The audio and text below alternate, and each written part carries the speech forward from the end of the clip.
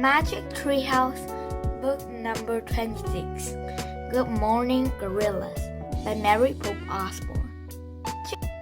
Chapter 1. Dark and Rainy. Tap, tap, tap. Jack sat up in bed. Rain tapped against his window. His clock says 5 a.m. It was still dark outside. Annie peeked into his room. "Are you awake?" she whispered. "Yep," she said. "Yep," said Jack. "Ready to find some special magic?" she asked. "Maybe we should wait," said Jack.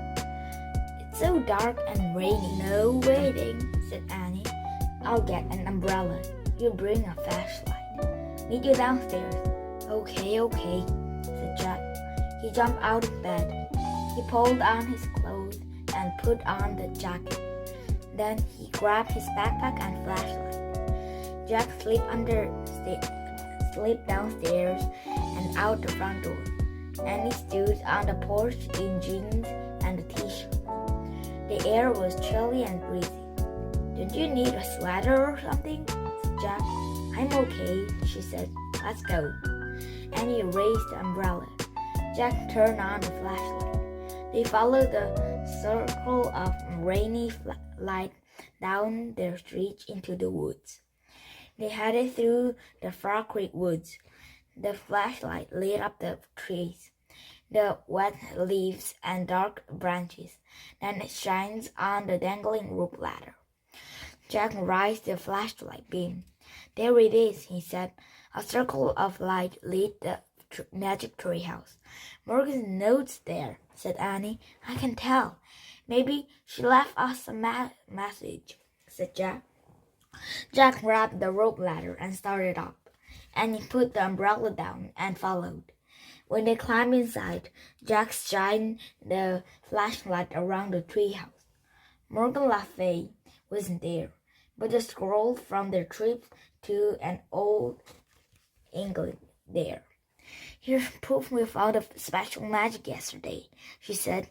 "Yeah," said Jack, smiling. "Theater magic." He had great memories of acting in the play by their friends William Shakespeare. "Did Morgan leave us new secret rhymes?" asked Jack. He shined the flashlight on the book lying under the window. A piece of paper was sticking out of the book. "Yes," said Annie. She picked up the books and pulled out the paper. Jack shined his lights on the papers while Annie read aloud.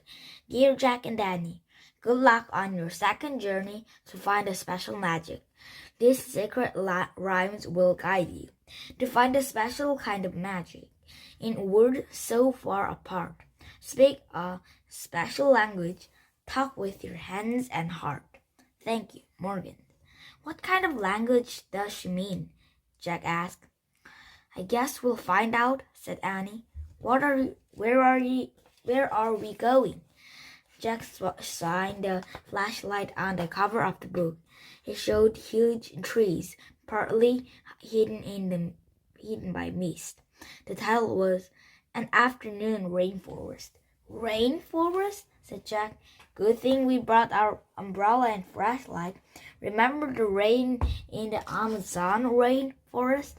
Remember how dark it was under the treetops?" "Yeah," said Annie. "Remember the spiders and scary ants?" "Well," Jack said, "not all rainforests have a sighing box. Remember the river snakes?" said Annie. "And the crocodiles?" "Well," said Jack, "not all rainforest has big river. They are different big kind of rainforest, you know." "Right," said Annie. She pointed to the cover of the book. "I wish we could go there." The wind started to blow. "Oh, remember the jaguar?" said Annie. "And the vampire bats?" "Wait," said Jack. But it was too late. The wind was blowing harder. The treehouse started to spin. It spun faster and faster. Then everything was still. Absolutely still. Chapter 2. Cold Forest. Jack opened his eyes. "I can't tell what kind of rainforest this is," said Annie. She stared out the window. Jack looked out too. It seemed to be daytime, but he couldn't see much of things.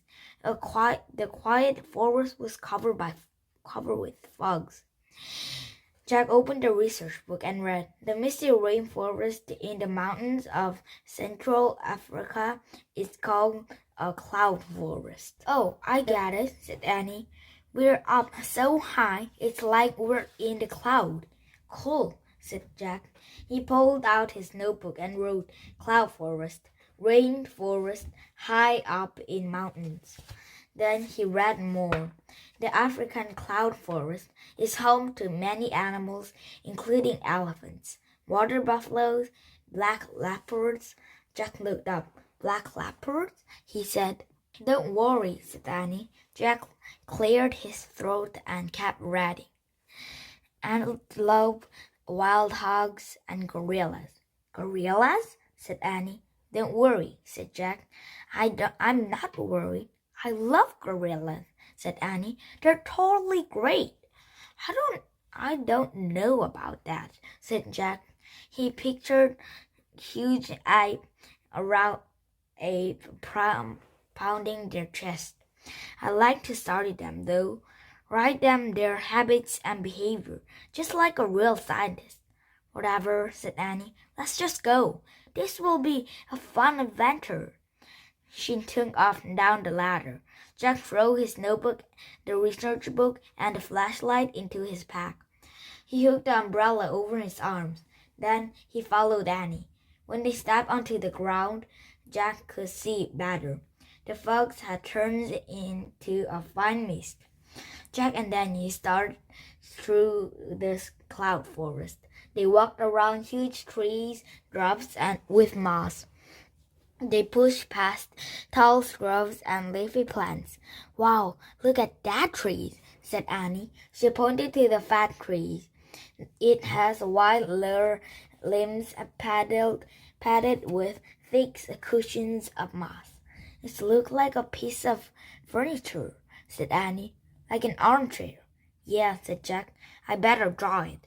He put the umbrella on the ground. He pulled the flashlight out of his pack and put it to the umbrella.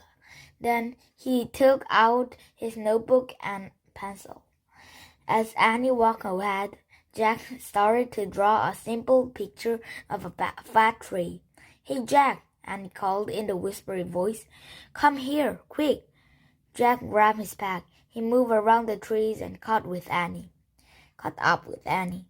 "Listen," she said. Jack heard branch snap. Crack! A leopard? He wondered. Crack, crack. Jack nervously looked around the forest. "Maybe we should go back to the treehouse," he said. "We could read a little more, and learn a little more." Jack didn't answer. Annie didn't answer. Jack turned to her. She was grinning from ear to ear as she stared into the bushes. Jack followed her gaze. A dark, shadowy little head was peeking out from the cluster of trees. "Bobo," a small gorilla asked. After three, Bobo. The gorilla fur was very black against the green leaves. She had large nostrils and small ears. Her white-brown ears was full of mischief. "Boo, boo, boo," she said. "Boo, boo. Boo, boo yourself," said Annie. The gorilla hid behind the leaves again. Then she poked her head out. "Peekaboo," said Annie. The gorilla clapped her hands together. She stuck out her tongue. Jack and Danny both laughed. "Boo, boo, boo," the gorilla said. Then she bounded away through the misty forest. "Hey, Bobo, don't leave us," Annie called. Jack rolled his eyes. "Don't name her Bobo." "Bobo," he said to Annie. "You don't have to." "Wait, Bobo," Annie shouted. She took off after the small gorilla. "Turns every animal into your best friends," Jack finished. He shook his head. Then he made a list in his notebook. Gorilla behavior. Play peekaboos. Clap hands. Stick out tongue.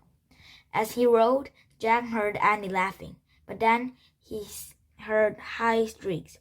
He caught his breath. A leopard? He wondered. Carrying his notebook, Jack hurried in the direction of the noise. He found Annie and a small gorilla perched in the 2 trees. "What's wrong?" said Annie, standing beneath the trees. "Nothing," called Annie. "We're just playing." The small gorilla screeched again. Then she scratched her head and hiccuped. Annie screeched too. She scratched her hands and hiccuped. While they played, Jack studied the gorilla a bit more. He noticed she was about the size of a 3-year-old kid. Her fingers looked like human fingers. Then they had fingernails. He made a new list. Young gorilla, size of 3-year-old, fingers like human's fingernails. Jack heard the tree leaves shaking. He looked up. Annie and the gorilla had both climbed higher. "Hey, come down, Annie," Jack called. "You might fall. Plus, it's getting dark." Jack looked around. Light was fading quickly from the forest. "Is night falling?" he wondered. "Or is storm coming?" The small gorilla screeched again and climbed even higher. "Hey, Bobo, what are you doing?" said. Where are you going?" said Annie. She climbed even higher too. "That's enough, Annie. Come down now," said Jack. "I'm serious." To his relief, the gorilla settled on the branch. Annie did the same. The gorilla broke off the piece of tree bark. She nibbled it like a candy bar. Annie broke off the pieces of bark. She nibbled like a candy bar too. The gorilla threw down her bark. She grabbed the tree branch and swung to another tree. "Don't try it, Annie," shouted Jack, but his warning came too late. Annie threw down her bark. She grabbed the tree branch and tried to swing to another tree. Annie didn't swing like a gorilla. She fell from the trees and crashed down to the ground near Jack. "Annie!" he cried. Chapter 4. Nightmare. Jack knelt beside Annie. She was gasping for breath. The gorilla bounded down the trees and over to Annie. She bit her lower lip as if she were worried. "Are you okay?" Jack asked Annie. "Yes," Annie panted. "Just got the breath knocked out of me." "Wiggle your arms and legs," said Jack. She wiggled her arms and her legs. "Good, nothing broken," said Jack. Just then he felt a drop of water hit his arms. The mist had turned to rain. "Uh-oh," said Jack. He threw his notebook into his pack. "I better got our umbrella and flashlight," he said. "I left them near that tree that looked like a chair." "I'll come too," said Annie. She started to sit up. No, catch your breath," said Jack. "It's not far. I'll be right back." He took off his jacket and dropped it over her. This help you stay dry," he said. He pulled on his packs and stood up. The gorilla screeched. "Stay with Annie," said Jack. Then he dashed back through the clouds forest. He looked for the fat trees with a white limb paddled with moss. As he peered through the growing darkness, Jack saw many fat trees. He saw many limb paddled with moss. Soon he could hardly see trees at all. He realized that both a storm and night had come to the forest. Forget the umbrella and flashlight, he thought. It was more important to get back to Annie before it was too dark. They could wait together for daylight. As Jack started back to Annie, he could hardly see. He didn't know which way to go. "Annie, boo-boo," he shouted. He felt silly shouting, "Boo-boo!" But he didn't know what else to call the small gorilla. Jack put out his hands. He moved slowly through the dark, rainy forest. He kept calling for Annie and Bobo. He listened for them, but he couldn't hear anything above the loud patter of rain. "Ah!" he shouted. He had run into something that felt like a ball of spider web. As he jumped back, he slipped and fell in the mud. He crawled over to the trees and huddled between two of its giant roots. I'll just wait here until morning, he thought. Then I'll find Annie, or she'll find me. Annie, as the rain drave all around him, Jack wondered if Leopard came out at night. He quickly pushed the thought away. He tried to think about mornings and finding Annie's and going home. He was really ready to go home. Why did Morgans even send us to the cloud forest? He wondered. He tried to remember the secret rhyme. To find the special magic, he whispered. He couldn't remember the rest. He felt tired and miserable. He took his backpack off and rested his hands on it. He closed his eyes. To find the special magic, he mumbled, but he couldn't find the magic. He couldn't even find the word that finished the rhyme. Worst of all, he couldn't find Annie. Their fun adventure in the cloud forest had turned into a nightmare. Chapter 5. Silverback. Jack felt something tugging on his soul. He opened his eyes. Bobo, the small gorilla, was staring at him in the dawnlight.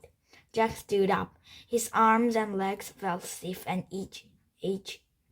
His wet clothes stuck to his skin. He looked around the cloud forest. Misty sunlight shined through the tree branches. Where's Annie? He asked the small gorilla. Bobo waved her arms. Then she bounded off between the trees. Jack pulled on his pack and followed. As the small gorilla led him through the cloud forest, her hair bobbed above the lifted plants. Finally, she stopped before the row of shrubs. Jack took a few steps forward and peered over the scrubs. Oh man, he whispered. Large, dark figures were sleeping in an open, grassy area. Gorillas. There were at least 10 of them. Some slept on their back, some slept on their bellies. The gorillas were all sizes. The smallest was the baby sleeping in his mother's arm. The biggest was the giant with black and silver fur. Jack pulled the books out of his pack. He found the chapter on gorillas and read, Mountain gorillas live together in families. The little leader of the family is the large male called the silverback. Because he has silver fur on his back and shoulders. Gorillas do not hunt other animals. They mainly eat the plant growth of the forest. They are known to be shy and gentle giants. Shy and gentle giant, Jack repeated. That sounded good. He peered over the shrubs again. Bobo waved at him. She was standing at the far edge of the clearing. She pointed to some things in the tall grass. Annie was fast asleep in the grass. Jack didn't know what to do. If he called her name, the gorillas would wake up. He had only one choice. He had to sneak over to her. Jack put his book in his pack. He pushed past the shrubs and stepped into the clearing. His heart was pounding. He thought of the word from the book, shy and gentle giants. As she started toward Annie, he heard a grunt. The giant gorilla with silver furs opened his eyes. When the gorilla saw Jack, he sat up. Jack stopped in his tracks. The gorilla just glared. This giant did not seem shy or gentle at all. Jack saw the stick lying on the ground. He picked it up just in case. Jack's stick made the gorilla growl. He stood up. He was very tall and very wide. Jack dropped his stick. Bobo ran and hid behind a tree. The silverback growled again. His long, shaggy arms touched the ground. His fingers curled under. Walking on his knuckles, he stepped toward Jack. Jack stepped back.